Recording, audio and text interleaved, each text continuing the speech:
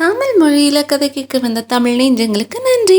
மறக்காம சேனலை சப்ஸ்கிரைப் பண்ணுங்கள், லைக் பண்ணுங்கள், பெல் ஐக்கானை கிளிக் பண்ணுங்கள். ஒரு ஊரில் ஒரு விவசாய தம்பதிகள் வாழ்ந்துட்டு இருந்தாங்க. அவங்களுக்கு ரொம்ப அழகான ஒரு பெண் குழந்தை இருந்துச்சு. அந்த குழந்தை, ஐயோ அம்மா, எனக்கு ஸ்கூலுக்கு லேட் ஆச்சு, நான் சீக்கிரமாக ஸ்கூலுக்கு கிளம்பணும். ஸ்கூலுக்கு வேகமாக போனால் தானே நான் நிறைய படிக்க முடியும். அம்மா எங்கே?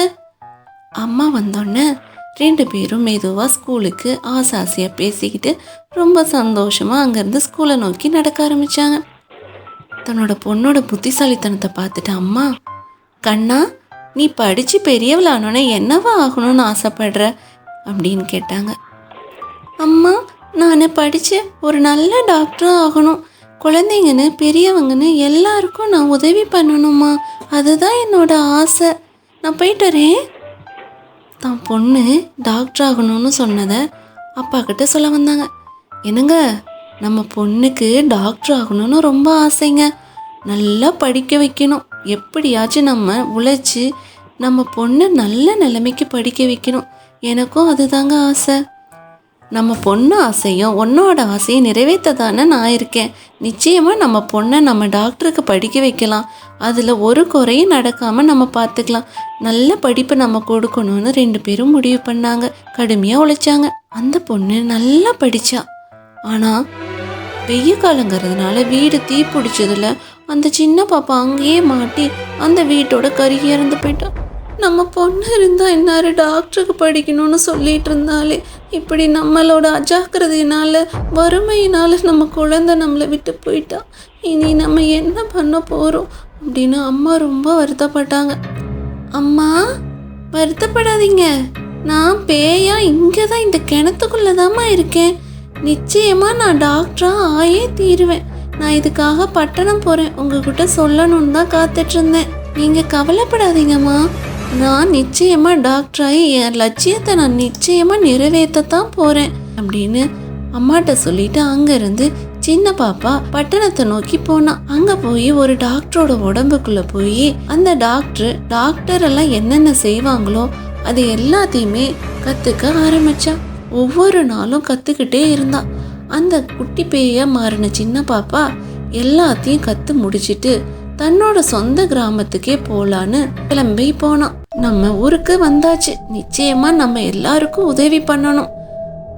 அந்த வழியா போயிட்டு இருந்த ஒருத்தர், ஐயோ நெஞ்சு திடீர்னு வலிக்குதே, காப்பாத்துங்க அப்படின்னு கதறிட்டு கீழே விழுந்த. அந்த வழியா வந்த சின்ன பாப்பா, நான் தான் இருக்கேனே உதவி பண்ண அப்படின்னு அந்த பெரியவருக்கு சின்ன பாப்பாவான பேய் உதவ ஆரம்பிச்சா. தன்னோட கையில் இருந்த ஊசியை போட்டு அவரை காப்பாற்றி விட்டது. நான் தான் உங்களை காப்பாற்றி விட்டேன், நீங்கள் பயப்பட வேண்டாம் அப்படின்னு அவருக்கு சொன்னணும். இந்த தகவல் ஊர் பூரா பரவ ஆரம்பிச்சு எல்லாரும் அந்த சின்ன பாப்பாக்கிட்ட வைத்தியத்தை பண்ண ஆரம்பிச்சாங்க. ஒரு பேயா இருக்கிற சின்ன பாப்பா எல்லாத்துக்கும் நல்லா வைத்தியம் பார்க்குறான். நம்ம அவகிட்டயே போய் நம்ம வைத்தியம் பார்த்துக்கலாம். பேயின்னு நினைக்க வேண்டாம், நம்ம ஊர் பொண்ணு தான், இறந்து போயிட்டா. பேயா வந்து நமக்கு உதவி பண்ணுறான், நம்மளும் அவளோட பெருந்தன்மையை ஏற்றுக்கணும் அப்படின்னு சொன்னான். ஒரு வீட்டில் தான் தங்க ஆரம்பிச்சது. எல்லாரும் அந்த பாப்பா கிட்ட போய் மருத்துவம் பார்க்க ஆரம்பிச்சாங்க.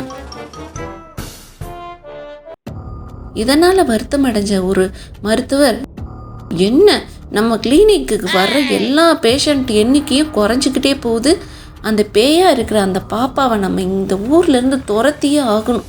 இதுக்கு நம்ம ஒரு மந்திரவாதியை நிச்சயமாக போய் பார்க்கணும்னு சொல்லி அவர் அங்கேருந்து ஒரு மந்திர குகையை நோக்கி நடக்க ஆரம்பித்தார். அந்த குகையை நோக்கி அவர் கிளம்பி போய் அந்த குகைக்குள்ளே போனார்.